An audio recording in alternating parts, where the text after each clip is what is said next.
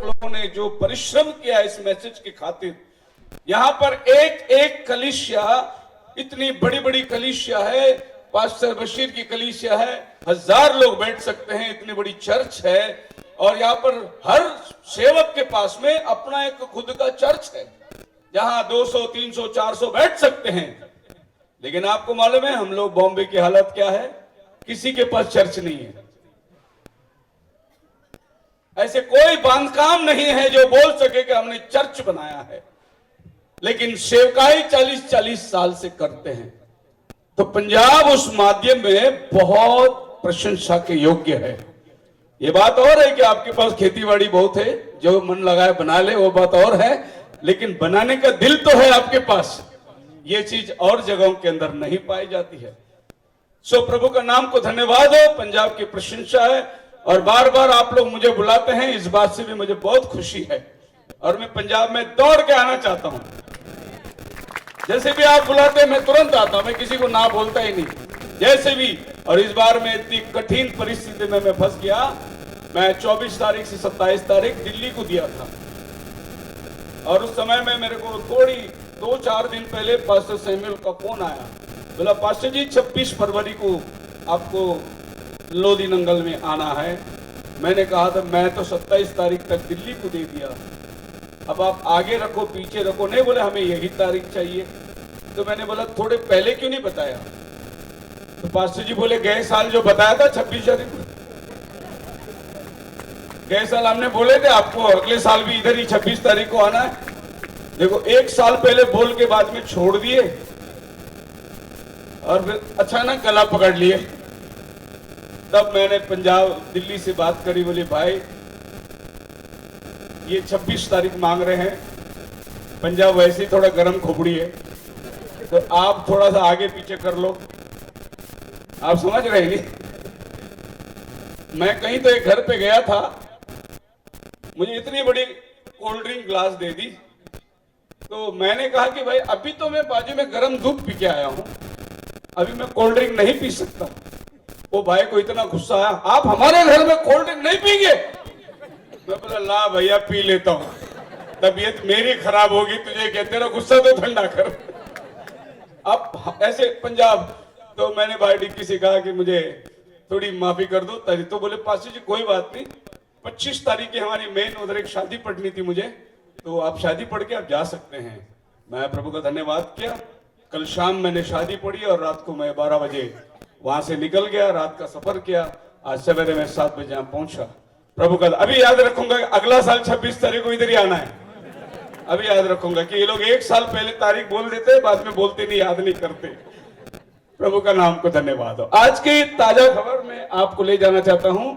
आप जानना चाहते हैं ये रशिया और यूक्रेन बाइबल में कहां है, और ये क्यों और क्या कर रहे हैं? अभी अचानक से रशिया क्यों उठ गया? नबी कहता है अमेरिका में रहते हुए हमें रशिया से डरने की जरूरत नहीं है, परंतु नबी ये कहता है कि रशिया को देखते रहो।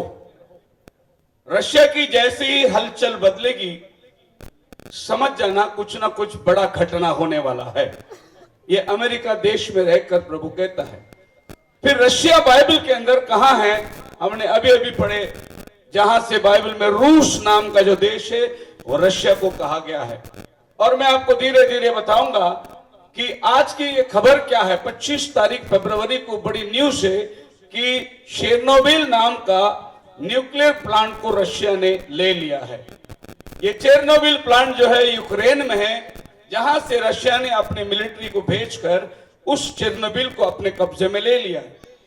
ये जो आदमी है पुतिन, ये आज के तारीख में रशिया का प्रेसिडेंट है और बड़ा ही खूंखार आदमी है, वो किसी से डरता नहीं। और उसने अभी अभी इन दिनों के इलेक्शन के अंदर ऐसा काम किया कि 2036 तक उसको कोई हरा नहीं सकता, ऐसा उसने कानून बनाया। 2036, अभी 2022 चल रही है, हर 5 साल में प्रेसिडेंट बदलता है। इस आदमी ने बोला कि 2036 तक मैं ही रहूंगा, ऐसा उसने पूरी पार्लियामेंट बना के ले ली। यही काम हमारे हिंदुस्तान में भी अब होने की प्रयत्न कर रहा है। कि प्रेसिडेंट रहेगा 50 साल तक और प्राइम मिनिस्टर रहेगा 25 साल तक, ऐसे कोशिश चल रही है हमारे देश में भी, पर यहां पर होना मुश्किल है क्योंकि हम लोग भिन्न भिन्न लोग मिलकर एकता को प्रकट करते हैं। परंतु ये कोशिश चालू है। अब रशिया देखिए कितना बड़ा राष्ट्र है और यूक्रेन उसके सामने एक छोटा सा देश है।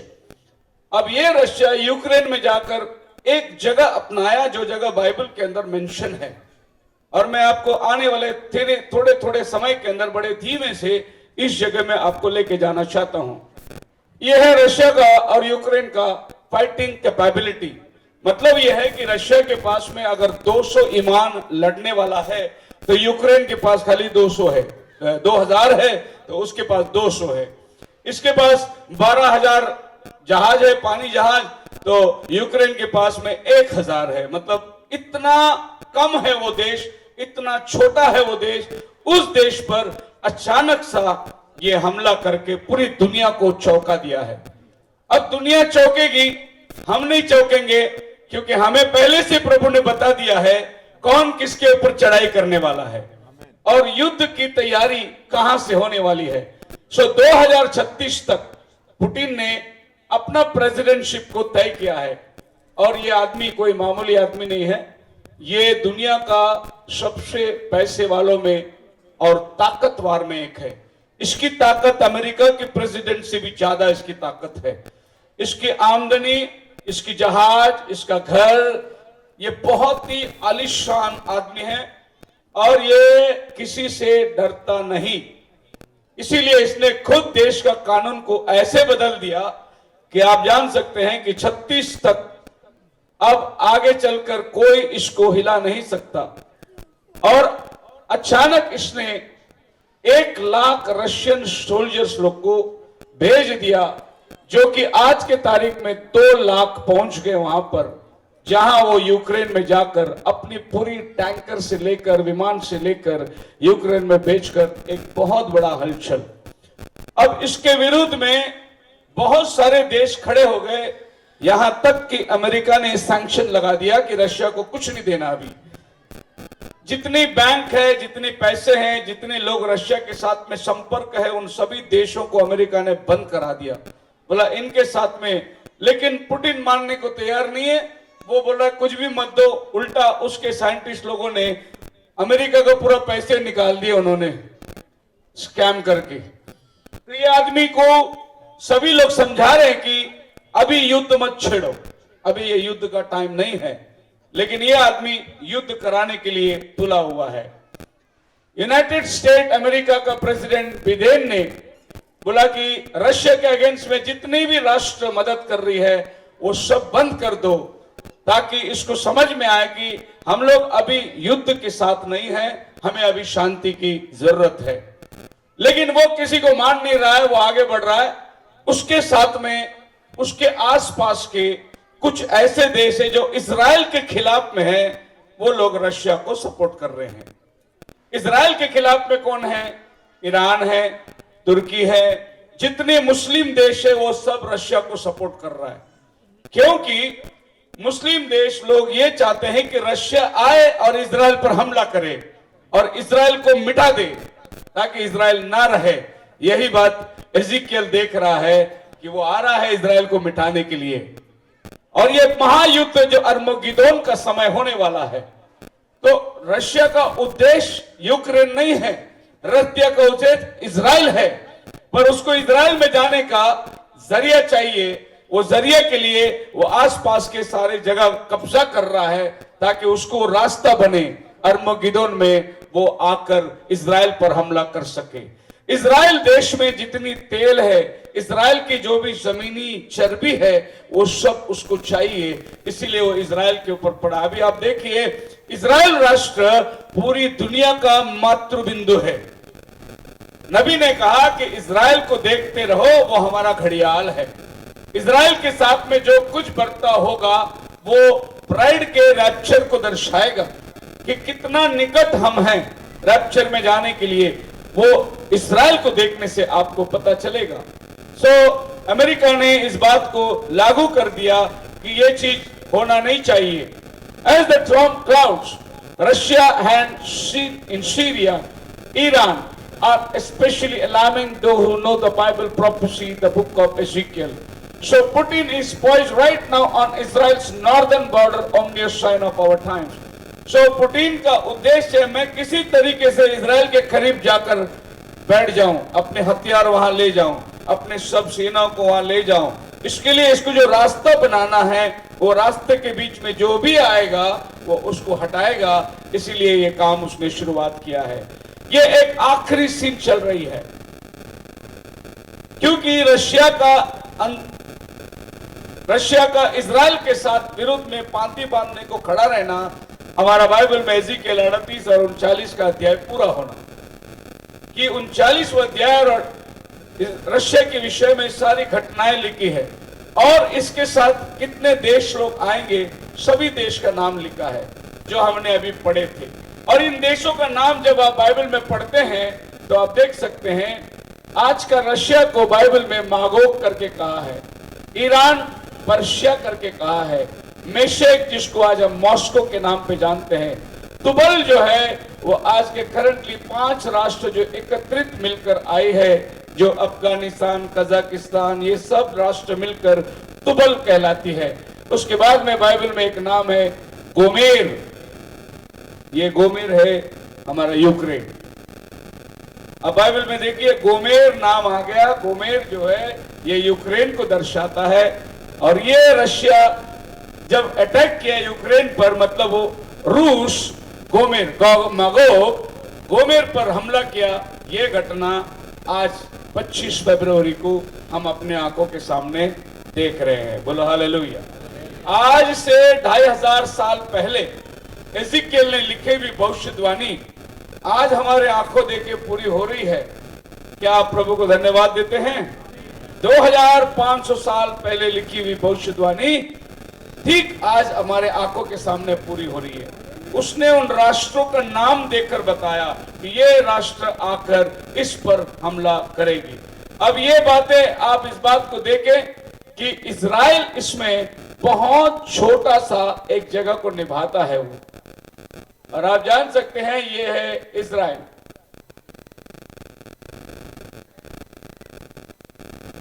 दिखा आपको इजराइल? ये इजराइल है। इसके विरुद्ध में इतने देश चले आ रहे हैं।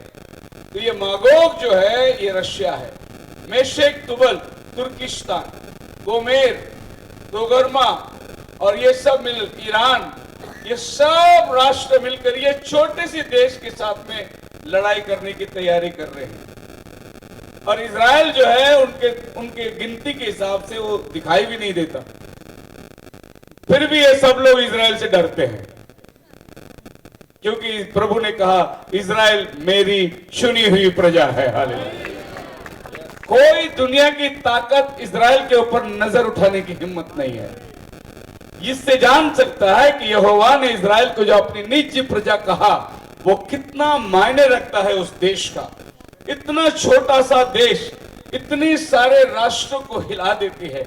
अब देखिए, इस इजराइल रशिया को अगर यहां आना है इजराइल के पास, तो ये उसका रास्ता है, और उसके रास्ते में जो भी आएगा उसको निकालेगा। उसको किसी तरीके से इजराइल पहुंचना है।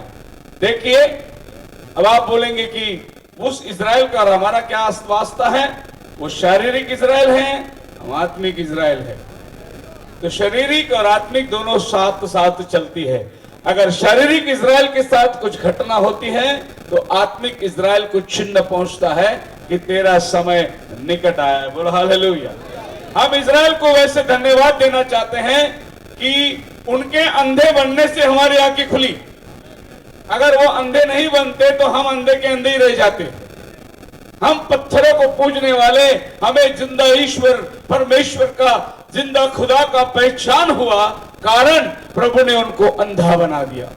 रोमियो की किताब 11 अध्याय में लिखा हुआ है कि उनका गिरावट हमारे लिए धन ठहरा, उनका ठोकर खाना हमारे लिए उद्धार का कारण बना। तो फिर जब उनकी आंखें खुलेगी तो हम क्या कुछ होंगे? पौल कहता है, अगर उनका अंधा बनना हमारा उद्धार का कारण हुआ तो उनकी आंखें खुलेगी तो हम क्या कुछ होंगे? नबी कहता है हम दुल्हन हो जाएंगे। हालेलुया। उनके आंखें खुलने से हमारी एक पद और ऊपर चली जाएगी। आज हम बुलाए हुए लोग हैं, चुने हुए लोग हैं, लेकिन कल हम प्रभु यीशु के दुल्हन के स्थान पर बैठे रहेंगे। तो पौल कहता है वो इसलिए ठोकर नहीं खाए कि गिर पड़े, परमेश्वर ने उनको अंधा बनाया।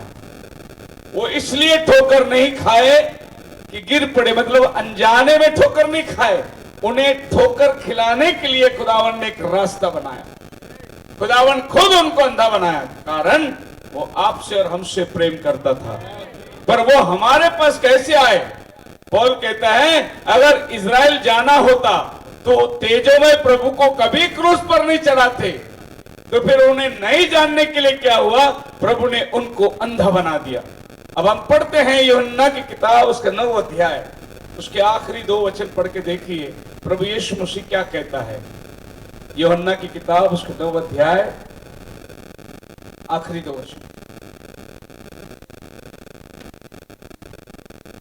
हाँ पढ़िए आपकी भाषा में जिसको मिला है। ਫਰੀਸੀਆਂ ਵਿੱਚੋਂ ਉਹਨਾਂ ਨੇ ਜੋ ਉਸ ਦੇ ਨਾਲ ਸਨ ਇਹ ਗੱਲਾਂ ਸੁਣੀਆਂ ਅਤੇ ਉਸ ਨੂੰ ਆਖਿਆ ਭਲਾ ਅਸੀਂ ਵੀ ਅੰਨੇ ਹਾਂ। ਯਿਸੂ ਨੇ ਉਹਨਾਂ ਨੂੰ ਆਖਿਆ ਜੇ ਤੁਸੀਂ ਅੰਨੇ ਹੁੰਦੇ हाँ, ਤਾਂ ਤੁਹਾਡਾ ਪਾਪ ਨਾ ਹੁੰਦਾ। ਪਰ अगर तुम अंधे होते तो बचने का रास्ता होता। अब वो कहते हैं इस अंधे आदमी को आंखें मिली, यीशु के पास लाकर खड़ा किए और उससे पूछताछ करने लगे और कचहरी समा हो गई। तब यीशु कहता है मनुष्य का पुत्र 2 काम करने आया, जो देखते हैं वो अंधे हो जाए और जो अंधे हैं वो देखने लगे। बोलो हालेलुया। कौन मसीहा को देख रहे थे? इजराइल। कौन इंतजार कर रहा था? इजराइल। क्योंकि उनके पास में वायदा था 400 साल मलाकी जाने के बाद एली आएगा, मसीहा आएगा। उनके पास वायदे थे, उनके पास वायदा था। यशायाह में लिखा है कि रास्ता तैयार करो जंगल में, मसीहा आ रहा है। उनके पास उम्मीद थी और वो देख रहे थे कि मसीहा आने वाला है। लेकिन मसीहा जब आया तो वो अंधे बन गए। और हमारे पास क्या उम्मीद थी? हम किसी का इंतजार नहीं कर रहे थे। हम तो सोचते थे कि हमने हाथ से बनाया हुआ वही हमारा सृष्टि करता है, हमने जो ईश्वर अपने हाथों से रचना की वही हमारा बनाने वाला है। क्योंकि हमारे पूर्वज लोग सब इस संसार के मूर्त की उपासना में थे। तो यीशु मसीह 2 काम करने आया, जो देखते हैं वो अंधे हो जाए और जो अंधे हैं वो अंधे कौन थे? देखते। आज आप और हम देख रहे हैं। हम अंधे थे, प्रभु ने हमारी आंखें खोल दी, हमें परमेश्वर ने सच्चाई का पहचान दिलाया। लेकिन वो लोग जो इंतजार कर रहे थे वो अंधे हो गए। अब वो कहते हैं क्या हम अंधे हैं? प्रभु बोलते हैं होते तो तुम पर रहम होती, पर अब तुम कहते हो हमें दिखता है और तुम परमेश्वर के काम को देख नहीं सकते, इसलिए तुम्हारा पाप अभी तुम्हारे ऊपर बना हुआ है। एक बार नबी चिन्ह चमत्कारों को देखकर एक विश्वासी एक अविश्वासी आ गया और कहने लगा कि मैं इन सारे बातों को पर विश्वास नहीं करता जो तुम दिखा रहे हो। ये अंधे देख रहे हैं, लंगड़े चल रहे हैं, मैं नहीं विश्वास करता इन बातों पर। तो नबी ने उससे कहा भाई माफ करना, ये बात केवल विश्वासियों के लिए है, अगर तुम विश्वास नहीं करते तो तुम्हारे लिए। फिर उसने नबी को बोला ठीक है, आप अंधे को आंख दे के दिखाते हैं तो मुझे अब अंधा बना के दिखाओ। क्या बोला? आप अंधे को आंखें देते हैं प्रार्थना से, अब मुझे अंधा बना के दिखाओ। नबी बोलता भाई माफ करना, तू तो पहले से अंधा है, तू तो अब मैं क्या तेरे को अंधा बनाओ? तू तो परमेश्वर के काम को जो देख नहीं सकता तो कौन है फिर? अंधा है। इजराइल बोल रहे हम अंधे हैं क्या? प्रभु ने बोले होते तो बचते। पर अब जब कह रहे हैं कि हम देखते हैं और देख नहीं पा रहे जो काम हो रहा है, एक जन्म का अंधा चल रहा है, एक जन्म का अंधा गवाही दे रहा है और तुम देख नहीं रहे हो और तुम प्रचार करते हो जब मसीह आएगा तो अंधों को आगे खोलेगा। तुम्हारे पुलपिट में से मैसेज होती है कि मसीह आएगा तो बंधुआई छुटकारे पाएंगे। यशायाह 61 में लिखा क्या है, मसीह का आत्मा मुझ पर है, बंधुआई को छुड़ाओ, अंधों को दिखाओ, कुचले हुओं को छुटकारा दो। ये सब बातें तुम ही तो प्रचार करते हो, और जब हो रही है तो क्या हुआ, तुम्हें यकीन नहीं हो रहा, विश्वास नहीं हो रहा। आज की परिस्थिति क्या है, जब पतरस, याकूब, यूहन्ना मंदिर को जा रहे थे तो पहले पहले वो मंदिर में पहुंचे, और ये पहला तारीख था पेंटिकोस्ट के दिन के बाद उनका चर्च में जाना। क्या हुआ, एक अंधा माफ करना, लंगड़ा भीख मांग रहा था। पतरस, याकूब, यूहन्ना खड़े हुए, बोले कि हमारे पास धन और दौलत नहीं है कि तुझे दे सके, लेकिन एक चीज है जो तुझे दे सकते हैं, यीशु नासरी के नाम में उठ। वो लंगड़ा जो है उनका उठकर खड़ा हो गया। हमारे पास सोना चांदी नहीं है तुझे देने के लिए। असल में अगर कोई भिखारी भीख मांगता हो और आप उसके पास खड़े रह के बोले तुझे देने के लिए हमारे पास कुछ नहीं, तो वो बोलेगा आगे जाओ, फिर खड़े क्यों हो? ये कहते हैं कि तू जो अपेक्षा कर रहा है वो नहीं है, हमारे पास कुछ और है तुझे देने के लिए। क्या है? तुझे जन्म से लंगड़ा पड़ा है, उठ के चल सकता है, बोलो हालेलुया। अब भीख मांगना है कि चलना है तुझे? एक अंधे आदमी को यीशु ने पूछा, मांग तुझे क्या चाहिए, मैं क्या करूं तेरे लिए? वो बोला मैं देखने लगूं।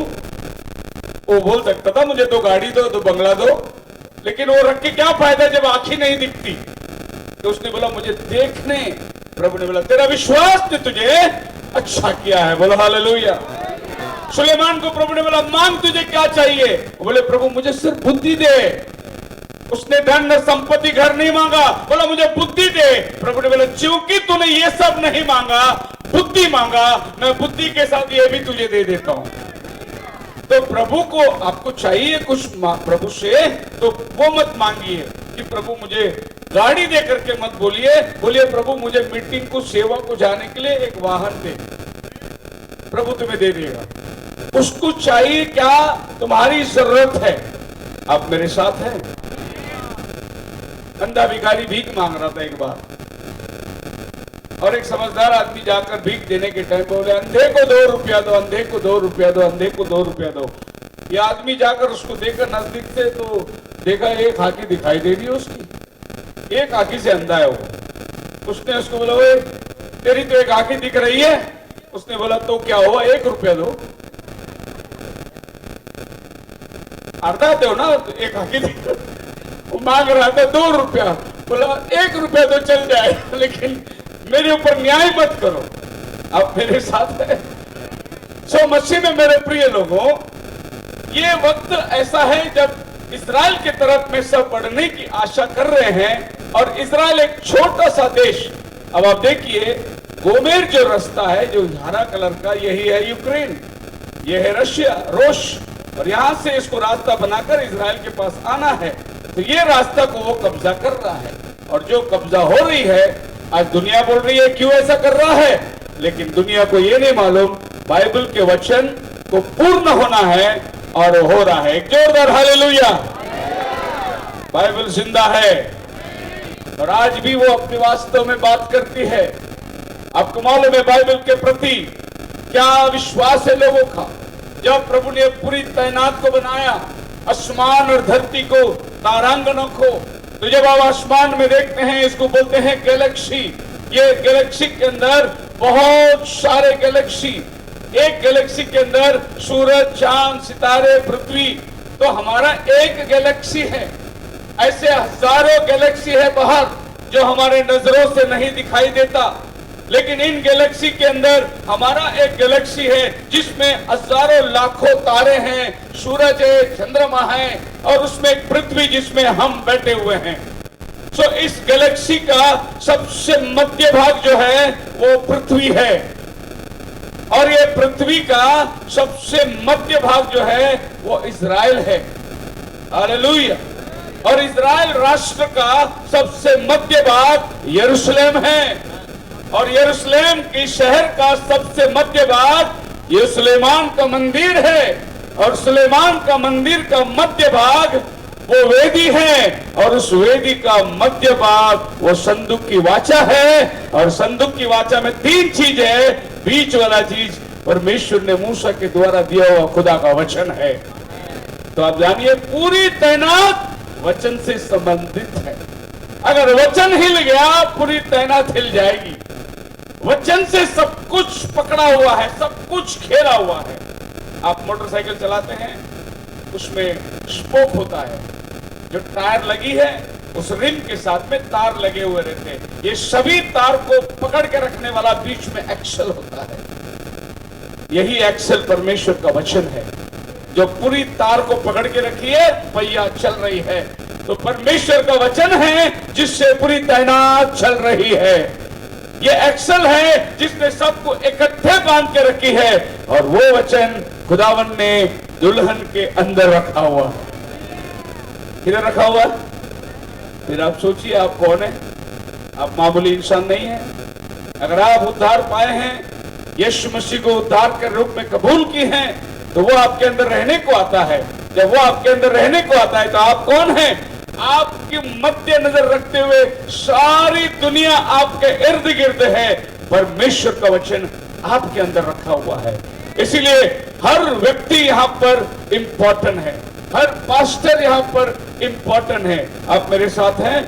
हमारी दर्जा होगी, लेकिन हर विश्वासी जो उद्धार पाया है उतना ही महत्व रखता है जितना कि यहाँ पर पास्टर हो या और भी कोई व्यक्ति यहाँ पर हो। मैंने पिछले दिनों में एक उदाहरण बताया था कि हमारे पास में एक मारुति कार है जिसकी कीमत है 5 लाख रुपया, और ये मारुति कार के अंदर सबसे मेन भाग जो है उसकी इंजन है जिसकी कीमत है 2 लाख रुपया, और ये इंजन को चलने के लिए बैटरी की जरूरत है, उसकी कीमत है 5,000 रुपया। लेकिन ये बैटरी से करंट इंजन को पहुंचाने के लिए एक वायर आता है, उसका कीमत है 500 रुपया। ये 500 रुपए का वायर ना हो तो तुम्हारी 5 लाख की बैटरी बेकार है, कार बेकार है। मतलब क्या हुआ कि हर विश्वासी प्रभु के लिए विशेष है।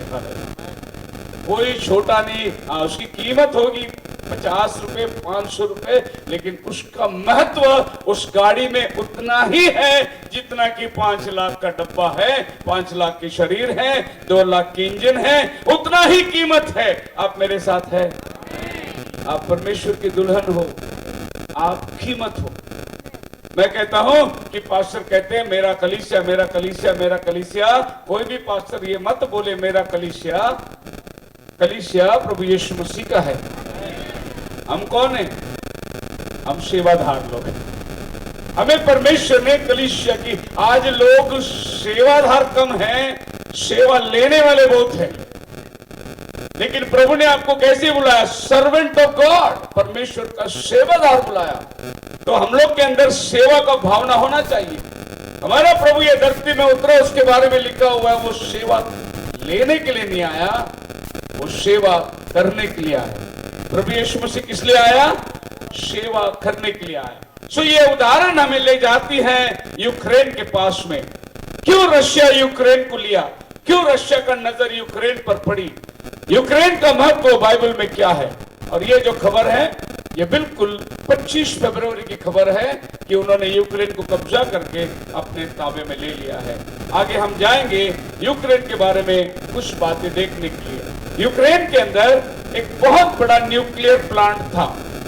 यह है यूक्रेन की न्यूक्लियर प्लांट आज से 35 साल पहले। और यह न्यूक्लियर प्लांट जो है, जैसे आज सभी परमाणु हथियार जो बनती है, इसमें न्यूक्लियर वेपन जो है ये सबसे अधिक है।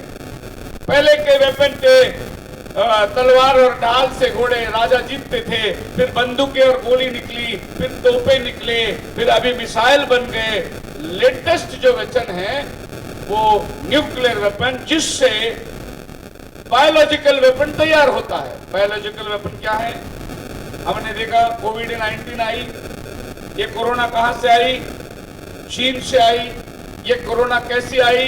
ये लेबोरेटरी में बना हुआ है, ये बनाया हुआ जंतु है, ये बनाया हुई बीमारी है, इसीलिए इसको कोविड नाम दिया है कि कोविड मतलब चाइना से आई हुई ये बीमारी है। ये लेबोरेटरी में तैयार किया हुआ है। इसको बोलते हैं कीटाणु का युद्ध। तो ये कीटाणु को द्वारा पृथ्वी की कहीं एक आबादी को कम करने का एक चक्कर बनाया। आपको मालूम है विश्व युद्ध में कितने नहीं मरे, जितने कोरोना में मरे। दूसरा विश्व युद्ध में इतने नहीं मरे जितने कोरोना में। लाशें लाखों की तैनात पर हिसाब किताब भी अभी तक मालूम नहीं कि कितने मर गए। अब ये और चलाया जाएगा कि अधिक से अधिक आबादी कम करने के लिए। ये सब षड्यंत्र बना हुआ है। इसको बोलते हैं बायोलॉजिकल वेपन। कुछ समय में जब ब्रिटिश लोग इंडिया में राज्य करते थे, उस समय में वो लोग कैसे गांव को तबाह करते थे। ये जो चिकन पॉक्स बोलते हैं, क्या बोलते हैं, देवी आती है बोलते हैं, चिकन पॉक्स, इंग्लिश में चिकन पॉक्स बोलते हैं। देवी आई तो उसको हम लोग क्या करते हैं, अलग कमरे में बंद कर देते है नहीं। उसको निलाना धुलाना, नीम का पत्ता लगाना, उसको गर्म पानी से निकालना, उसको छूना नहीं, उसको सब कर, क्योंकि वो फैलने वाली बीमारी होती है। तो उन दिनों के अंदर चिकन पॉक्स बोला तो, कोलेरा बोला तो बड़ा बीमारी, और एक गांव में एक को चिकन पॉक्स लगा तो पूरा गांव की तबाही हो जाएगी। एक कोलेरा का बीमारी आई, पूरी गांव की तबाही हो जाएगी। इसको बोलते हैं, ये लोग उस आदमी के ऊपर चादर डालते थे और उड़ाना, और वो चादर लेके जाकर एक गांव में दे देते थे, गरीब को दान किया जैसा। वो गरीब वो बीमारी को लेता और वो गांव गरीब वो है पूरे गांव में वो बीमारी फैलाता, पूरे गांव के गांव तबाह। उसको बोलते बायोलॉजिकल वॉर। ऐसे ब्रिटिश लोग इंडिया में किया करते थे, गांव के गांव खत्म हो जाते थे। अभी मालूम नहीं देवी किधर गई। अंग्रेज ने एक इंजेक्शन लाया, अभी देवी भाग गई, अभी देवी नहीं आती है। अभी चिकन पॉक्स आया, हॉस्पिटल में जाओ इंजेक्शन ले लो। तो पहले जमाने में इंजेक्शन नहीं थी तो देवी आ गई थी और पूरे गांव को तबाह करती थी। इसी तरीके से ये कीटाणु का वार जो है, ये आप नया मत समझिए, कोविड नया मत समझिए। मोसेस के समय में क्या आया था, जब मोसेस ने राख मट्टी फेंकी तो क्या आ गए, टिड्डी कीड़े, लोगों के बड़े बड़े बदन में फुंसी आने लगे, काटने लगी। फिर आपको मालूम है, और कुछ वर्षों पहले चूहे के पास से एक बीमारी आई थी, प्लेग। पूरी सूरत तबाह हो गई थी वो टाइम पे। तो ये एक प्लेग, ये सब आप देखिए, ये जंतुओं के द्वारा आने वाली बीमारियां। पर अभी वो जंतु उन दिनों में दिखाई देते थे, अभी दिखाई नहीं दे रहा है। इसने छींका, उसको लग गया, उसने हाथ रखा, उसको लग गया, और ये पूरी देश 2 साल बंद रहा। कितना साल, 2019 में आई, 2022 तक अभी भी देश खुल नहीं रहा है। अभी भी हम लोग सफर नहीं कर सकते। अभी हमें प्लेन में बताना पड़ता है कि हमने इंजेक्शन लिया है या नहीं लिया, नहीं तो टिकट नहीं देते। तो ये आप देखिए कितना बड़ा एक षड्यंत्र चल रहा है। ये कीटाणु बीमारी यहां तैयार होती थी न्यूक्लियर प्लांट में, और ये दुनिया का सबसे पहला और बड़ा न्यूक्लियर प्लांट बना के रखे थे। लेकिन 1986 में ये न्यूक्लियर प्लांट बहुत बड़ा एक्सीडेंट हो गया, और इस एक्सीडेंट के अंदर ये प्लांट तबाही हो गई, और यहां से न्यूक्लियर वेपन बाहर निकली, या न्यूक्लियर हवा बाहर निकली, जिससे चेरनोबिल शहर बिल्कुल कब्रिस्तान बन चुका था। अब यहां कोई जा नहीं सकता। अब ये चेरनोबिल जो जगह है, इस हालात में रशिया जाकर इस देश को कब्जा कर लिया। यहां कुछ नहीं है, यहां एक खंडहर है। यहां जो एक समय में एक एक्सीडेंट हुआ था, और वहां पर सिर्फ वो टूटी हुई बिल्डिंग और वो इमारत बनी हुई है, वो बचा हुआ है। रशिया को ये क्यों चाहिए, ये जगह क्या वो खोजने जा रहा है, ये जगह क्यों उसने अपनाया? क्योंकि यहां पर उसको कोरोना के बाद और कौन सा बीमारी को लाना है, उसका दवा उसको उधर मिलेगा। उसको वहां कुछ ऐसी कुछ खोजना है जिससे वो सुपर पावर बने और ये दुनिया को तबाही के अंदर लेकर आए। ये वो चित्र है जहां पर चेरनोबिल, रशिया के किनारे सभी लोगों ने जाकर इसको खेप लिया, और ये 1986 के अंदर 4 रिएक्टर के द्वारा एक बहुत बड़ा प्लांट का ब्लास्ट हुआ, और इस ब्लास्ट से कम इसके हिसाब किताब लगाया जा रहा है 2 लाख गर्भ गिर गए, जो औरत लोग इससे इस धुएं को लिए। इसके बाद जो भी बच्चा इधर पैदा होता था, वो बच्चा ऐसा पैदा होता था, कभी आंख नहीं, नाक नहीं, पैर नहीं, ऐसा अपंग बच्चे पैदा होते थे। क्योंकि वो न्यूक्लियर प्लांट का जो गैस था, वो गैस इतना, जो माँ ने सांस लिया उसका गर्भ गिर जाता था, और वो बच्चा अगर पैदा भी हो तो ऐसा वो बच्चा पैदा होता था। ये बहुत बड़ा खतरनाक जगह थी जिसको रशिया जाके आज कब्जा कर लिया है। वैसे ही जगह में हुआ क्या, इस जगह के अंदर हुआ है तकरीबन 2,70,000 कैंसर पेशेंट उस टाइम पे वहां से उभर कर आए। मतलब इतने लोगों को कैंसर बीमारी लग गई, इतना गर्भ गिर गया, 2 लाख से अधिक बच्चे मर गए। और आज की तारीख में भी उसके जो बच्चे वंशावली में पैदा हो रहे हैं वो बच्चे अपंग ही हो रहे हैं। उनका या तो बदन में कोई अंग नहीं होगा या तो बच्चन इस तरीके से बेकार दिखेंगे बच्चे। ये उस न्यूक्लियर प्लांट का असर है जिसको आज रशिया ने जाकर कैप्चर किया है। और यहां पर एक नदी है जिस नदी का नाम है निपर नदी। इस निपर नदी का रेडिएशन कम से कम पूरी यूरोप को 1200 किलोमीटर पानी पिलाती है ये नदी। और ये नदी देखिए यहां से शुरू होकर ये नदी आती है, यहां पर ब्लैक सी में मिलती है।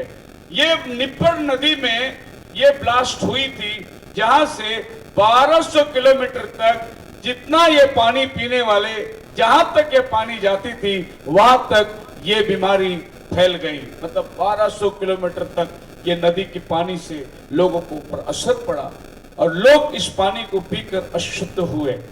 आप मेरे साथ हैं? हालेलुया।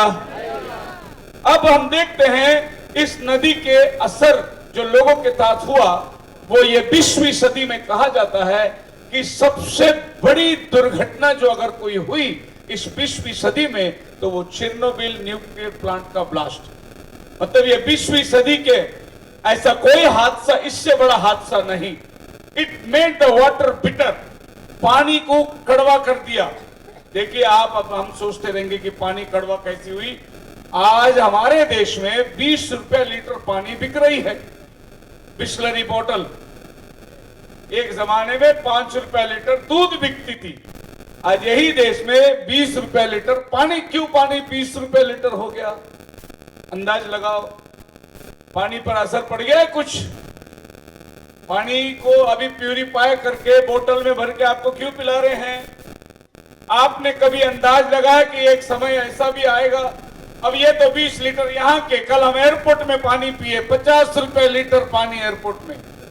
कभी ऐसा सोचा था हमने कि 50 रुपए लीटर पानी पिएंगे? क्योंकि पानी का प्रदूषण बढ़ गया है। कैसे पानी का प्रदूषण बढ़ गया है? बाइबल में लिखा है कि अंत के दिनों में पानी का प्रदूषण बढ़ जाएगा।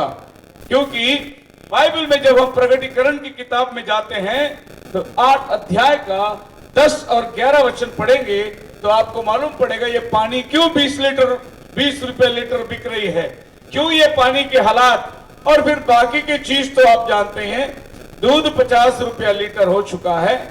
अब आम आदमी जिसका पगार दिन में 100 रुपए मजदूरी कमाता है वो तो अपने बच्चे को कभी जिंदगी में दूध पिला ही नहीं सकता। केले की कीमत 50-60 रुपए डजन हो गए और सेब 200 रुपया किलो हो गया है। अब एक आम आदमी अपने घर में सेब भी लाना मुमकिन नहीं है, क्योंकि आमोस 8 में लिखा है महंगाई बढ़ेगी, बाहर भीतर तलवार। और महंगाई के कारण बहुत लोग लाचार हो जाएंगे। और फिर एक ऐसा समय आएगा इंसान इंसान को पकड़कर खाएगा। ये भी लिखा है बाइबल में। क्या खाएगा? ये हुआ था इस्राएल के समय में, ये घटना हुई थी। 2 औरतें लड़ रही थी। राजा अहाब ने पूछा क्यों लड़ रहे हो तुम?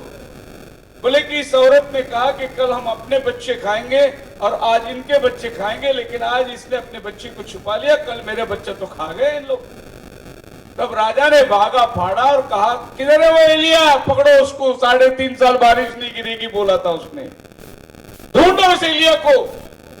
एलिया कहता है कि तेरे कृत्य की वजह से ये घटना तुझ पर बीती है। अहाब राजा ने अपना भागा पड़ा, मैं क्या दिन देख रहा हूं, एक पड़ोसी मिलकर बात कर बच्चे को पका के खा रहे हैं। यही घटना आज से 1900 साल पहले इजराइल में हुई थी, जब 70 सदी में इजराइल घेरा गया था टाइटस के द्वारा। वहां पर अनाज बंद, सब कुछ बंद कर दिया गया। तब शहर के अंदर रहने वाले क्या करेंगे? लूट मार करके खाने लगे, चोरी करके खाने लगे, अगर किसी के घर में कुछ पकने की बू आए, दरवाजा तोड़कर अंदर जाते थे और छीन के खा के, मतलब अगर किसी के घर में अनाज हो तो भी वो पका के खा नहीं सकता, लोग छीन के लेके जाएंगे। ऐसे ही कुछ जवान लोग यरूशलेम के रास्ते पर चल के जा रहे थे। 70 ईयर के डिस्ट्रक्शन में यरूशलेम में क्या हुआ, किताब में पढ़ के देखिए। एक घर से उन्हें कुछ बू आने लगी, भूनने की, चूल्हे में भूनने की, तो खटखटाया दरवाजा, दरवाजा खोला नहीं गया, तो उन्होंने दरवाजे को तोड़ ला और अंदर जाके देखा तो एक माँ अपने बच्चे को चूल्हे पे भून रही थी। उन लोगों ने अपने मुंह उठाकर बाहर भाग कर गए कि हाय क्या दिन आ गया, ये यरूशलेम की दिन है, क्योंकि खुदावन ने कहा था दुश्मन तुझे घेर लेगा। अपने चेलों को प्रभु ने बोला था तुम चिन्हों को देखते रहो, कब बाहर निकलना होगा, जाड़ा ना हो, मिल सब्बात का दिन ना हो कि मिल दूर से दूर जाना ना पड़े, और पहाड़ पर जो है वो नीचे ना उतरे, कोठी पर जो है नीचे ना। क्यों प्रभु ने मत्ती 24 में वार्निंग दिया था? ये घटना 70वीं सदी में वैसे की वैसी हुई थी। बोलो हालेलुया। अब हम देखते हैं यहाँ पर प्रकटीकरण 8:10 में क्या लिखा है, और तीसरे दूत ने तुरी फूंकी, और तीसरे दूत ने तुरी बजाई ਤਾਂ ਇੱਕ ਵੱਡਾ ਤਾਰਾ ਮਸਾਲ, एक तारा मशाल समान ਬਲਦਾ ਹੋਇਆ ਆਕਾਸ਼ੋਂ ਟੁੱਟਿਆ जी गिर पड़ा। ਅਤੇ ਨਦੀ ਦੀ 1/3 ਉੱਤੇ ਅਤੇ ਪਾਣੀਆਂ ਦੀਆਂ, कहां पर गिरा ये तारा? पानियों पानियों पे गिरा। और ये तारा पानियों पे गिर के पानी को क्या कर दिया? क्या कर दिया? ਉਸ ਤਾਰੇ ਦਾ ਨਾਮ ਨੌਗਦੋਨਾ ਕਰਕੇ ਆਖੀਦਾ ਹੈ। ਹਾਂ। ਅਤੇ ਪਾਣੀਆਂ ਦੀ 1/3 ਨੌਗਦੋਨੇ ਹਾਂ। ਜਹੀ ਹੋ ਗਈ ਅਤੇ ਉਹਨਾਂ ਪਾਣੀਆਂ ਨਾਲ ਇਸ ਲਈ ਜੋ ਉਹ पानी क्या हो गया? कौड़े हो गए, कड़वे हो गए। बहुते मनुष्य मर गए। बहुत लोगों पानी पी के मर गए। अभी मैं बता रहा था न्यूक्लियर ब्लास्ट हुआ, पानी पी के कितने लोग मर गए। अभी आपको ये यकीन करना होगा कि ये कौन सी तुरी है? तीसरी तुरी है। तो ये तीसरी तुरी कहां बच गई? उस यूक्रेन में जहां आज रशिया जाके कब्जा कर लिए, यहीं पर वो तीसरा तुरी बजी है। आसमान से एक तारा गिरा जैसे मशाल के समान, और वो उस नदी पर गिरा और सारे पानी को कड़वा कर दिया, और उस पानी को पी के बहुतों की जान चली गई। वो पानी कड़वा हो गया। अभी आपको समझ में आता है कि हम 20 लीटर पानी क्यों पी रहे हैं। ये अभी आगे चलने वाली है, और ये घटना कितना गंभीर है ये आपको पता चलेगा। हम आगे जाएंगे और कि ये तीसरा तुरी बजी, तो फिर बाइबल में तुरी है कितनी? 7 तुरी है। 7 तुरी में तीसरा तुरी 46 में बजी, 86 में, 86 में तीसरा तुरी। इसका मतलब उसके पहले और 2 तुरी बजी होगी, और 86 में अगर तीसरा तुरी बजी तो हम 2022 में हैं। कितनी तुरी इसके बीच में बच चुकी होगी? इसके बीच में क्या आपको लगता है कि तीसरी की बात तुरी बजी नहीं? बजी तुरी, और वो घटना भी हुआ है, लेकिन हमारे समझ में वो बातें नहीं है। और उसके तरफ में लोग बोलते घटना हुई, एक्सीडेंट हुआ, लेकिन वो एक्सीडेंट क्यों हुआ, किस लिए हुआ, वो आपको बाइबल बताएगी कि क्या घटना कौन से समय में घट गई। अगर वक्त होता तो मैं 7 तुरी के ऊपर प्रचार करता, लेकिन आज एक ही बात के ऊपर मैं प्रचार कर रहा हूं, क्योंकि रशिया और यूक्रेन के बारे में हमें जानना है। तो ये वो घटना है जो तीसरी तुरी। 7 तुरी कहां आती है? आपके बाइबल में प्रकाशित वाक्य 8वां अध्याय का पहला वचन के बाद 7 तुरी आती है। इसके पहले क्या आई? 6वें अध्याय में 7 मोहरें आती है, और उसके पहले क्या आती है? दूसरे अध्याय में 7 कलीसिया काल आती है। और ये 7 कलीसिया काल के दरमियान 7 दीवट दिखाई दिया जो 7 कलीसिया को दर्शाती है, और ये 7 कलीसिया को एक एक तारा जो 7 तारा है, ये 7 कलीसिया का संदेश रखता है, जिसमें से आप और हम आज 7वीं कलीसिया में बैठे हैं। तो हमारे लिए 7वां दूत आकर चला गया है। बाइबल यहां तक पूरी हुई है। हालेलुया। अब 7वां दूत 7वां कलीसिया को आके चला गया, तो हम कहां बैठे हैं? बिल्कुल किनारे में बैठे हैं, जहां प्रभु का आना हो और दुल्हन का जाना हो। यहां इतने किनारे में हम आकर बैठे हैं, जिसको हम बोल सकते हैं हम लोग एज में बैठे हुए हैं। अभी तो बाइबल कितनी बातें बीती और कितनी बातें आगे होना बाकी है। तो ये 7 कलीसिया काल को 7 तारे भेजे गए और ये 7 तारे 7 जमीनी दूत थी जो हर कलीसिया को दिए गए हैं। अब खत जो है वो किसको आता है? इफिसियों की किताब, प्रकाशित वाक्य की किताब 2 अध्याय का पहला वचन पढ़ के देखिए, खत किसको आता है? और अफसस की कलीसिया के दूत ने ਉਹ ਲਿਖ इफिसस की कलीसिया के दूत को लिख। खत किसको आता है? जिन्हें अपने सज्जे हाथ में 7 तारे जी, पड़े हुए हैं। खत एल्डर के पास नहीं आता, खत पास्टर के पास, खत उस कलीसिया के दूत के पास आता है। मतलब उस कलीसिया के युग में एक दूत होगा जिसके पास उस युग का संदेश आता है।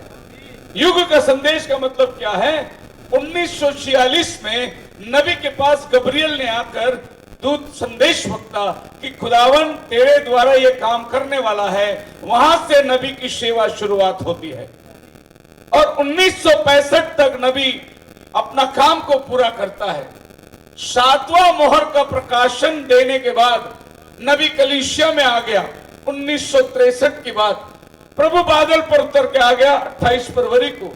उसके बाद नबी की संदेश को आप देखिए, वो सारा अपना पैटर्न को बदल दिया। उसके बाद नबी बाहर नहीं गया।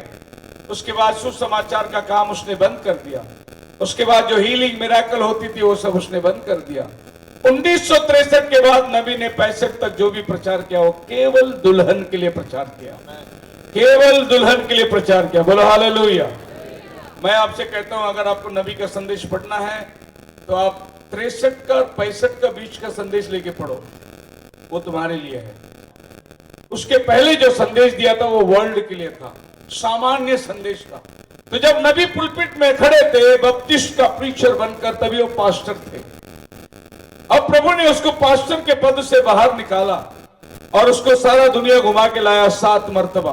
तभी वो क्या बन गया? इवेंजलिस्ट बन गया, सुसमाचारी। अब नबी सुसमाचार का काम कर कर वापस चर्च में आया। अब वो बन गया प्रॉफिट। अब क्या बन गया? वो पहला प्रॉफिट एक पास्टर के रूप में उभर कर आया, सुसमाचार के रूप में बाहर गया। प्रभु ने सारी दुनिया को संदेश दे दिया कि युग का समाप्ति आ चुका है, यही वक्त है। अब प्रभु उसको वापस पुलपिट में लाया। अभी खाली तू दुल्हन से बात कर जो रैप्चर में जाने वाली है। बोलो हालेलुया। आप मेरे साथ हैं? सो खुदावन ने 7वें दूत के द्वारा सारी घटनाएं बता दी गई। आगे हम जाएंगे। बाइबल कहती है 10वां अध्याय का प्रकाशन उसका 7 वचन में, और जब 7वें दूत ने तुरी फूकी तो सारे गुप्त मनोरथ बात प्रकट की गई जो खुदावन ने अपने दास भविष्यद्वक्ताओं को दिया था। अब यहां पर एक बात ध्यान रखना, बाइबल क्या कहती है? इंग्लिश बाइबल इसका गवाही देती है, mystery of God should be finished. Finished. परमेश्वर की जितनी रहस्यमय बातें हैं वो यहां खत्म होगी। मतलब इसके आगे रहस्यमय बातें नहीं रहेगी। यहां पर ये मिस्ट्री फिनिश हो सकती है ना। यहां पर लिखा है द मिस्ट्री ऑफ गॉड। आपके भाषा में क्या लिखा है? परमेश्वर की सगो सतवें दूत की आवाज दे देनी, जाओ तुरी बजावेगा तब परमेश्वर का भेद संपूर्ण होवेगा। परमेश्वर का भेद संपूर्ण होवेगा मतलब यहां पर खत्म होगी वो। अच्छा, कौन सा भेद खत्म होगी? उसका अगला शब्द कहता है जो दास भविष्यद्वक्ताओं को प्रभु ने पहले दिया था उसको नबी खत्म करेगा। नबी अपने जेब से नहीं खिलाएगा। जो हुई थी उसको लाकर खत्म करेगा। बोलेगा इसके आगे कोई भेद नहीं है। अभी सारे भेद यहां खत्म होती है। इसलिए 7वां दूत आ गया। अब ये 7वां दूत जब आ रहा है तो हम सब लोग जानते हैं प्रधान दूत बादल पर खड़ा हुआ है। जब प्रधान दूत बादल पर आया तो 7वां दूत जमीन में जीवित है। अभी 7वां दूत जमीन में जीवित नहीं है। वो अपना काम करके चला गया। आज कौन जीवित है? सातवां दूत के वचन पर चलने वाले या बुलाए हुए जो दुल्हन है वो आज जीवित है, उस वचन को लेकर खड़ी हुई है। क्योंकि डिनोमिनेशन वाले तो नबी को मानते नहीं। फिर नबी ने जिस रहस्य में बातों को खत्म किया वो किसके अंदर होना चाहिए? दुल्हन के अंदर होना चाहिए। और जो बातें नबी ने नहीं बताई उस बात को लेकर आप और हम चर्चा ना करें, क्योंकि नबी ने उसको महत्व नहीं दिया। कई एक बातें हैं जिसको नबी ने बोलकर रख दिया, उसको इंपॉर्टेंस नहीं दिया। मैं एक भाई के साथ में बैठ के बातचीत कर रहा था। वो भाई मेरे से सवाल पूछा, ऐसा नहीं हो सकता क्या कि आदम के वाटिका में आदम और हवा था, तो शैतान ने प्रभु से पूछा, मैं जाकर आदम को पाप में गिराऊं क्या, भड़काऊं क्या? फिर वो आकर शैतान बनकर बगीचे में आकर आदम और हवा को फुसलाया। ऐसा हो सकता है ना? मैंने बोला मुझे नहीं मालूम। नहीं, आपका क्या अनुमान है? आप इसके विषय में क्या कहते हैं? मैं बोला मैं कुछ नहीं कहता, मुझे इतना मालूम है सर्पदूत था और वो आकर हवा से बात किया, वचन को गुमराह किया, उन्हें वचन को तोड़ने के लिए मजबूर किया। दोनों को बगीचे से बाहर निकलना पड़ा। श्रापित होकर वो दोपहर में आया था, पेट के बल लेट के चला गया। वो श्रापित है। उसके बाद में नहीं, ऐसा नहीं लगता आपको कि खुदावन की इजाजत के बगैर ऐसा कुछ हो नहीं सकता? मैं बोला वो तो बिल्कुल सच है, जो कुछ होता है उसके इजाजत में होती है। लेकिन आप बोलिए ना कि वो वहां से परमिशन लेके आया था। मैं बोला वो मैं नहीं बोलूंगा। फिर बोले आप अपना विचार भी नहीं बताएंगे? मैं बोला जिधर बाइबल बोलता है उधर ही मैं बोलता, जिधर बाइबल खामोश है उधर मैं भी। आप समझ गए? तो जहां बाइबल खामोश है उसके आगे आप मत लड़ो ना, और जिधर नबी खामोश है उसके लिए क्यों लड़ रहे हो हम लोग? नबी जिधर बोलता है उधर जरूर बोलिए, जहां नबी नहीं बोलता उधर हम क्यों बोले? क्या नबी से ज्यादा समझदार हो गया? क्या नबी से बढ़कर हो गए? जी वैसे अभी बहुत नबी लोग आए हैं। 8वां प्रॉफिट कौन? अभी धरती में 8वां प्रॉफिट बहुत खड़े हुए हैं। आप मानते हैं 8वां दूत को? क्या और एक दूत आने वाला है और दुल्हन को संदेश ले आने वाला है? नहीं, दूत ही साथ है, 8वां दूत नहीं है। बोलो हालेलुया। आप मानते हैं या नहीं मानते? क्या मानते हैं? मानते नहीं मानते? हा? नहीं मानते? मैं तो मानता हूं, मैं 8वां दूत को मानता हूं। आपकी बात समझ में आ रही है? हाँ। तो 7वां दूत जो है वो 7 कलीसिया को काम करके चला गया। 8वां दूत जो आने वाला है वो 10वां अध्याय में प्रधान दूत है। 10वां अध्याय में कौन आया?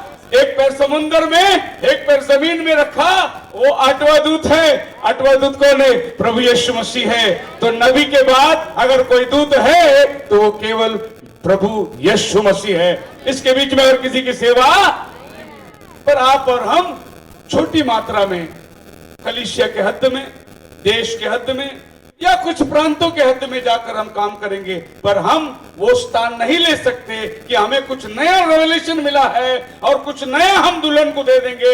नए के चक्कर में गाड़ी पटरी से उतर जाती है। बहुत लोग कुछ तो भी नया देने के चक्कर में पटरी गाड़ी से उतर गई। अब लोगों को बताना है कि मुझे बहुत ज्यादा जानकारी है, इसीलिए कुछ तो भी नया पका के लाना है। अब पका के मत लाइए, पकाया हुआ खाना है, उठा के खिलाइए। नबी ने सब कुछ पका के रख दिया है। आप मेरे साथ हैं? बोलो हालेलुया। मैं कहता हूं कि अगर नबी पंजाब में पैदा हुआ होता तो क्या होता?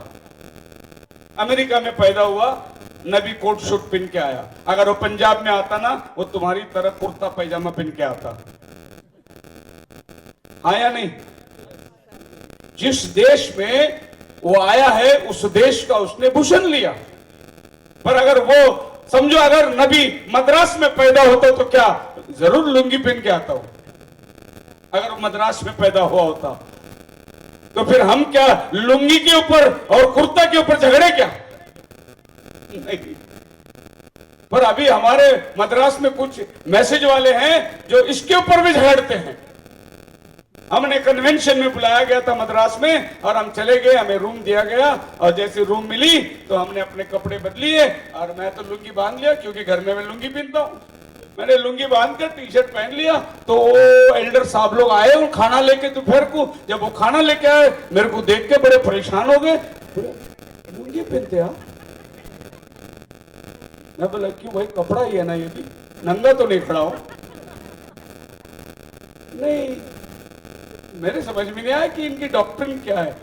फिर बाद में इनकी चर्चा होने लगी, मैंने पूछा भाई बात क्या है? नहीं, हम लोग यहाँ लुंगी नहीं पहनते, हम लोग सब हाफ पैंट पहनते। क्या बोलते हैं, 1/2/4 क्या 3/4? अभी 2/4 3/4 आ गया है। अभी लड़कियों का पैजामा ऊपर ऊपर आ रहा है, पहले नीचे दाबी देखो, नया फैशन आया, इधर तक पैजामा है खाली। हाँ? समझ गए ना सिस्टर लोग? अभी पैजामा ऊपर ऊपर जा रहा है, और ये जो पहला कुर्ता जो झालर के मापित थी ऐसा गोल, अभी वो कटते कटते कटते इधर तक आ गई। अभी वो और कटिंग ऊपर जा रही है ताकि पेट वगैरह सब दिखाई दे। फैशन के हिसाब से दुनिया में आपको नहीं चलना है। हम लोग फैशन में चलने वाले लोग नहीं हैं, हम लोग वचन पर चलने वाले लोग हैं। हमने वचन के अनुसार अपना जीवन को ढलना है, फैशन के अनुसार नहीं। हालेलुया। तो मैं पूछा भाई क्या बात है? बोले नहीं, वो लुंगी है ना, वो औरतों का कपड़ा है ना। नहीं, कौन बोला लुंगी औरतों का कपड़ा है? मद्रास में फाइनेंस मिनिस्टर चिदम्बर भी लुंगी पहनता है, जितने चीफ मिनिस्टर है पार्लियामेंट में लुंगी पहन के जाते हैं व्हाइट कलर का, वो वहां का पोशाक है। और हमारा बॉम्बे का पोशाक अलग है, पंजाब का पोशाक अलग है। यहाँ पर हर एक घर पे कुर्ता पैजामा पहन लेता है, ये पंजाब का पोशाक है। क्या इसको डॉक्ट्रिन बनाए क्या? नहीं, हमारी डॉक्ट्रिन तुम्हारी डॉक्ट्रिन मिलती नहीं। नहीं भाई, आप एक साथ में नाश्ते में 10 पराठा खा जाते, हम तो एक पराठा भी नहीं खा पाते। ये पंजाब का पेट है, हजम करने की ताकत रखता है। क्या इस पराठे को डॉक्ट्रिन बनाए क्या? नहीं नहीं, हम मैसेज वाले 2 ही खाते, आप कैसे 10 खाते हैं? नहीं। तो आज हमारी डॉक्ट्रिन है क्या? किस विषय पर हम झगड़ रहे हैं? किस विषय को हमने मुद्दा बना लिया है और हम आपसी में बैर रख दिए? अभी अभी यहां पर नेताजी बोल के गए, आपस में बैर मत रखना। अन्य जाति बोल के जा रहा है बैर मत रखना, लेकिन अपने अंदर देखो कितना बैर है। उसको जो विश्वास है वो विश्वास भी आज एंड टाइम वालों को नहीं है। आप मेरे साथ हैं? तो ये 7वां दूत जब आया तो तुरी बजी। अब याद रखे, बाइबल में 2 बार 7वां तुरी बजती है। एक प्रकाशित वाक्य 11 अध्याय का 15 वचन में पढ़िए। फिर 7वें दूत ने तुरी बजाई ਤਾਂ स्वर्ग ਵਿੱਚ ਵੱਡੀ आवाज ਇਹ ਆਖਦੇ ਆਈ, जगत का राज साडे प्रभु दा ਅਤੇ ਉਹਦੇ मसीह। अब ये भी 7वां दूत ने तुरी बजाई, लेकिन ये 7वां दूत और 10वां अध्याय का 7वां दूत 2 अलग दूत है। एक दूत धरती में तुरी बजा रहा है और एक दूत स्वर्ग में तुरी बजा रहा है। तो ये 11वां अध्याय में जो तुरी बज रही है, ये आसमान पे बज रही है कि अब राज्य परमेश्वर का हो गया है। लेकिन 10वें अध्याय का 7 में जो तुरी बज रही है, वो धरती में बज रही है। अब इसका अंतर क्या है? आप वचन को साफ पढ़ लीजिए, देखो आपको समझ में आ जाएगा कि जब 7वां तुरी बजाया, आसमान पे आवाज आई, धरती पे नहीं। लेकिन आप 10वां अध्याय का तुरी बजाने वाले को देखो क्या बोल रहा है। जब उसने 7वां तुरी बजाया, परमेश्वर का गुप्त मनोरथ बात जो प्रभु ने अपने सेवकों को दी खुल गया। मतलब ये दूत धरती में तुरी बजा रहा है, मतलब आसमान की 7 तुरियां हैं जो आसमान में बज रही हैं, और धरती की 7 तुरियां हैं जो कलीसिया काल में बज रही है। कितने लोग को समझ में आया? एक जोर का नारा लगाएंगे, हालेलुया। अब ध्यान रखे कि मैं इस बात को कैसे आपको समझाना चाहता हूं। जब 7वां कलीसिया आया तो 7वीं कलीसिया में परमेश्वर ने भेद की बातों को खोल दिया। पहली कलीसिया, दूसरी कलीसिया, तीसरी कलीसिया में भेद की बात नहीं थी, लेकिन 7वीं कलीसिया में भेद की बात आई। अब 7वीं कलीसिया में जो भेद की बात आई तो मोहरें खुली। मेमने ने मोहर को खोल दिया, लेकिन मोहरे जब आपके और हमारे पास लाया वो एक दूत के द्वारा आ गया।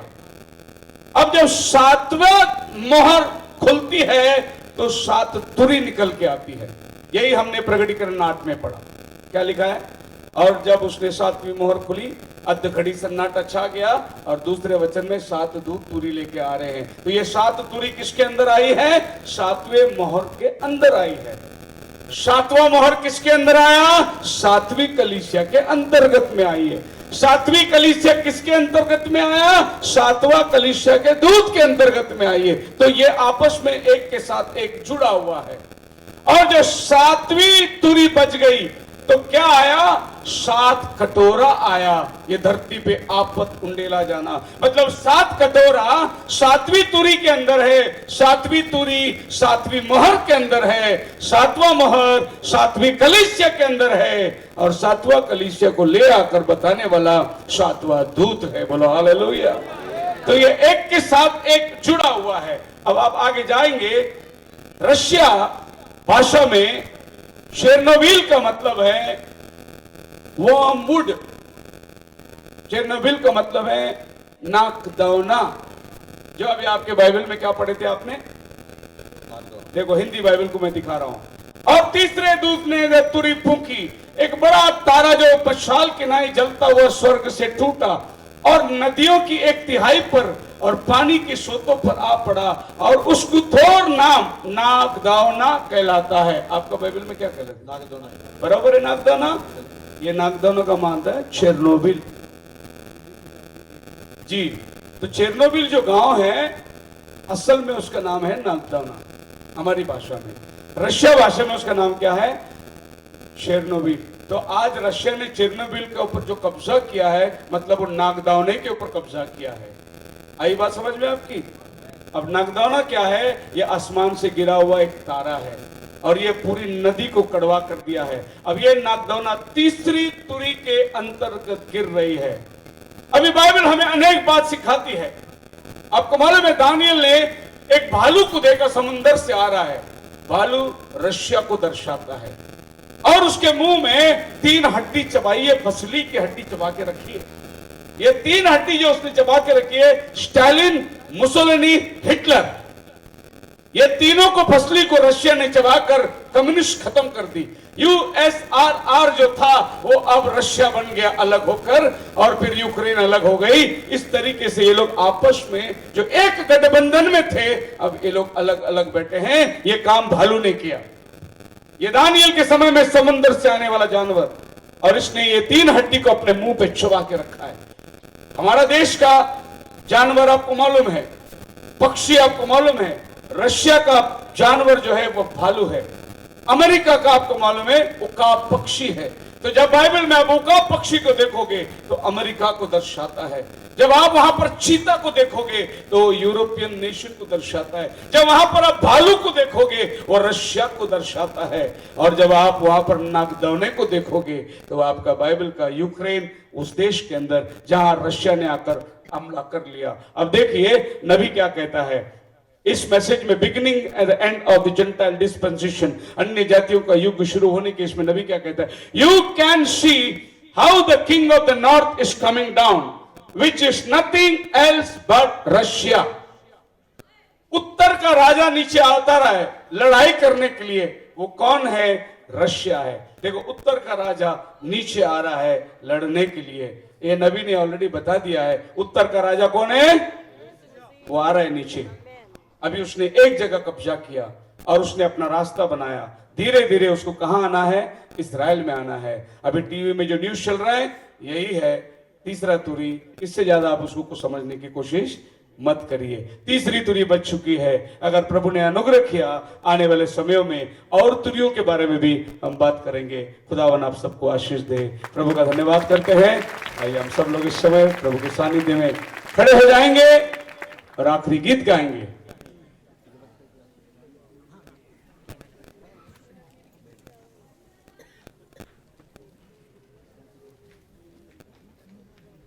प्रार्थना करते हैं, सब अपने सरों को झुकाएं। मैं देखना चाहता हूं उन हाथों को जिन्होंने वचन समझने की कोशिश करी है। Praise the Lord, hallelujah. Bible में लिखा है, पौल दूसरा थिस्सलुनीकियों में, कोई भी दुनिया की ऐसी बातें तुम्हें डराए नहीं कि वो आने वाला है, वो नीचे है, द्वार पर है, किसी भी चीज से परेशान मत होइए। खुदावन हर बातों को अपने दास नबी के द्वारा प्रकट की है। खाली आप वर्णन करिए कि इन अंतिम दिनों में इस संदेश को हम कैसे समझ पाएंगे। खुदावन आपको बहुत आशीष दे।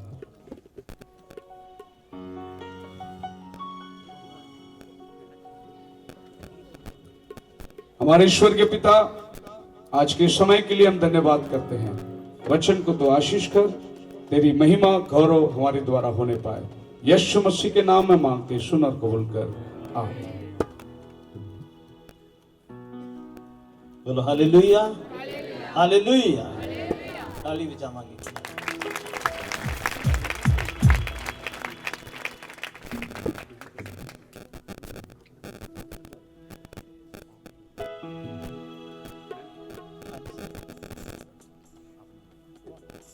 आओ सब ਅਸੀਂ ਰੱਬ ਦੇ ਸੇਵਕਾਂ ਦੇ ਨਾਲ ਭਜਨ ਬੋਲਾਂਗੇ। ਜੇ ਕੋਈ ਦਾਨ ਪੁੱਤਰ ਦੇਣਾ ਚਾਹੁੰਦਾ ਹੈ ਤਾਂ ਦੇ ਸਕਦਾ ਹੈ। ਹਾਂ, बैठ जावांगे सब, बैठ जावांगे।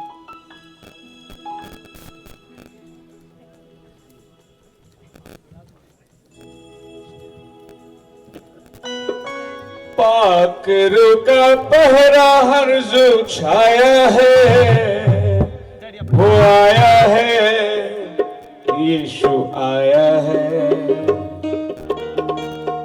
खुदावन अपने लोगों में आया है, बोलिए खुदावन अपने लोगों में आया है। पाकरू का पहरा हर जो छाया है, वो आया है, यीशु आया है। पाकरू का पहरा हर जो छाया है, वो आया है, यीशु आया है। खुदावन अपने लोगों में आया है, खुदावन अपने लोगों में आया है। देखिए अभी मैं कहूंगा, दुश्मन सारे भागेंगे, हालेलुया। दुश्मन सारे भागेंगे, हालेलुया। बंधन सारे टूटेंगे, दुश्मन सारे भागेंगे, बंधन सारे टूटेंगे, क्योंकि उसने डेरा अपने लोगों में लगाया है। यीशु आया है, क्योंकि उसने डेरा अपने लोगों में लगाया है। बोलिए यीशु खुदावन अपने लोगों में आया है, खुदावन अपने लोगों में आया है। पाकरू का पहरा हर जो छाया है, वो आया है, यीशु आया है। पाकरू का पहरा हर जो छाया है, वो आया है, यीशु आया है। तालियों के साथ खुदावन यीशु आया है, खुदावन अपने लोगों में आया है।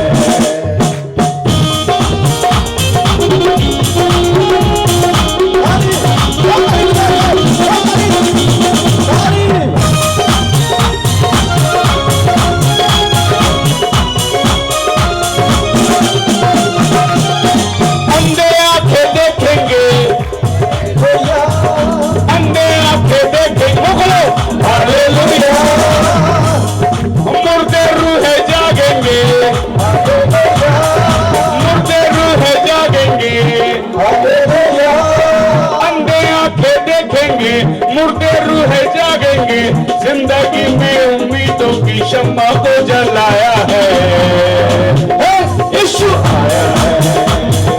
जिंदगी में उम्मीदों को शम्मा को जलाया है, यीशु खुदावन अपने लोगों में आया है, खुदावन अपने लोगों में आया है।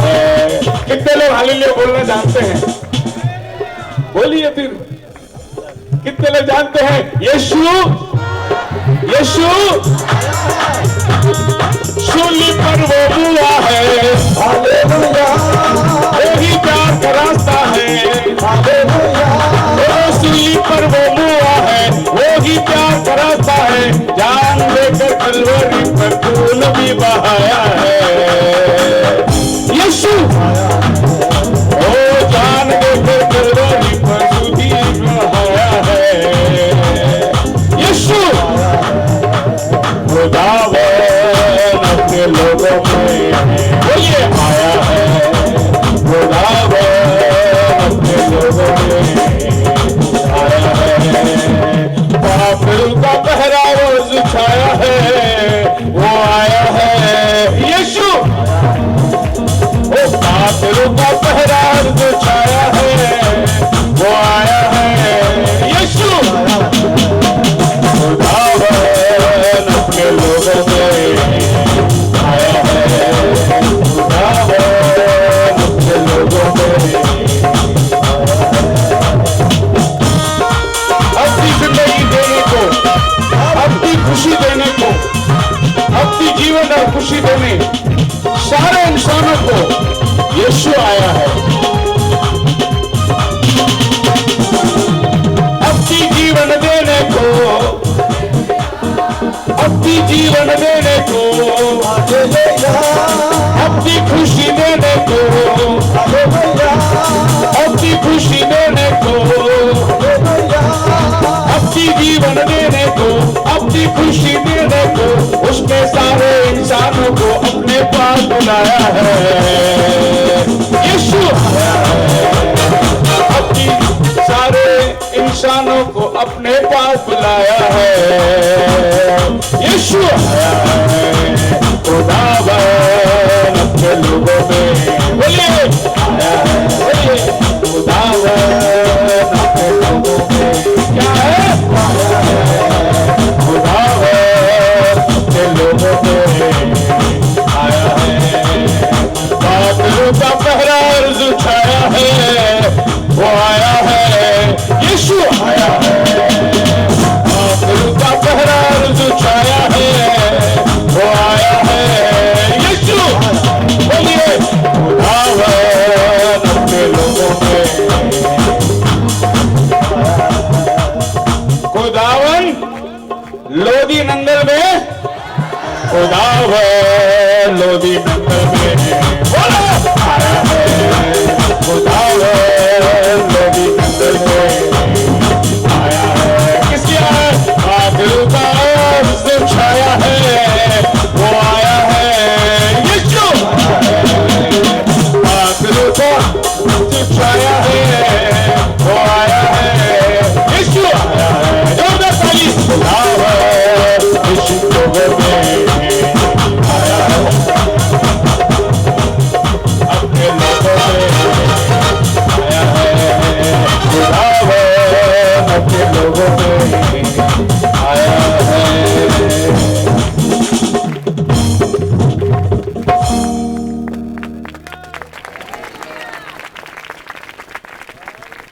बोलो हालेलुया, हालेलुया।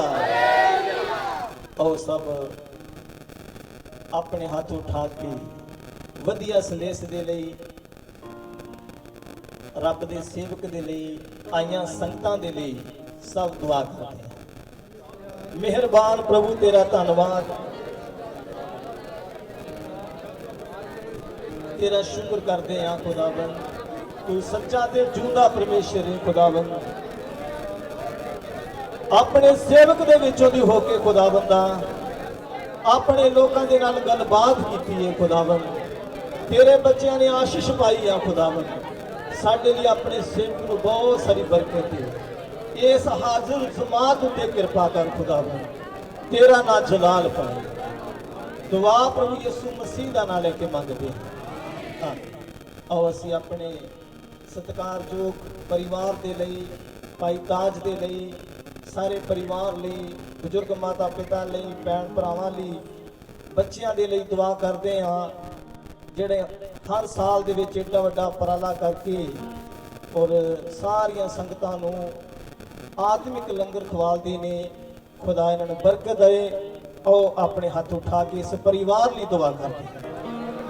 ਮਿਹਰਬਾਨ ਪ੍ਰਭੂ ਯਿਸੂ ਮਸੀਹ, ਤੇਰਾ ਧੰਨਵਾਦ ਕਰਦੇ ਹਾਂ ਖੁਦਾਵੰਦ ਜੀ, ਸਾਡੇ ਭਾਈ ਤਾਜ ਨੂੰ ਔਰ ਸਾਰੇ ਭਰਾਵਾਂ ਨੂੰ, ਭੈਣਾਂ ਨੂੰ, ਬਜ਼ੁਰਗਾਂ ਨੂੰ, ਬੱਚਿਆਂ ਨੂੰ ਖੁਦਾਵੰਦ ਖੁਦਾ ਤੂੰ ਬਹੁਤ ਸਾਰੀ ਬਰਕਤ ਦੇ ਖੁਦਾਵੰਦ, ਜਿਨ੍ਹਾਂ ਨੇ ਹਰ ਸਾਲ ਵਿੱਚ ਪ੍ਰਭੂ ਜੀ ਜਿਸ ਤਰ੍ਹਾਂ ਉਪਰਾਲਾ ਕਰਦੇ ਨੇ, ਐਰਕਾ ਵੀ ਬੜਾ ਵੱਡਾ ਉਪਰਾਲਾ ਕੀਤਾ ਹੈ ਖੁਦਾਵੰਦ ਦਾ, ਤੇ ਤੇਰੀਆਂ ਸੰਗਤਾਂ ਨੂੰ ਖੁਦਾਵੰਦ ਆਤਮਿਕ ਭੋਜਨ ਖਿਲਾਇਆ। ਬਹੁਤ ਸਾਰੀ ਬਰਕਤ ਦੇ ਖੁਦਾਵੰਦ, ਤੇਰਾ ਧੰਨਵਾਦ ਹੋਵੇ। ਦੁਆ ਯਿਸੂ ਮਸੀਹ ਦਾ ਨਾਮ ਲੈ ਕੇ ਮੰਗਦੇ ਆ। ਬਹੁਤ ਸਾਰੇ ਭੈਣ ਭਰਾ ਨੇ ਜੋ ਪ੍ਰਾਰਥਨਾਵਾਂ ਦੇ ਚਾਹਵੰਦ ਨੇ, ਦੁਖੀ ਰੋਗੀ ਬਿਮਾਰ ਆਏ ਨੇ, ਆਸਵੰਦ ਭੈਣ ਭਰਾ ਆਏ ਨੇ, ਅਸੀਂ ਉਹਨਾਂ ਲਈ ਦੁਆ ਕਰਾਂਗੇ। ਔਰ ਸਾਡੇ ਭਾਈ ਮੰਗਾ ਜੀ ਆਏ ਨੇ ਸਾਊਂਡ ਸਿਸਟਮ ਲੈ ਕੇ, ਬਹੁਤ ਵਧੀਆ ਜੀ। ਪਰਮੇਸ਼ਰ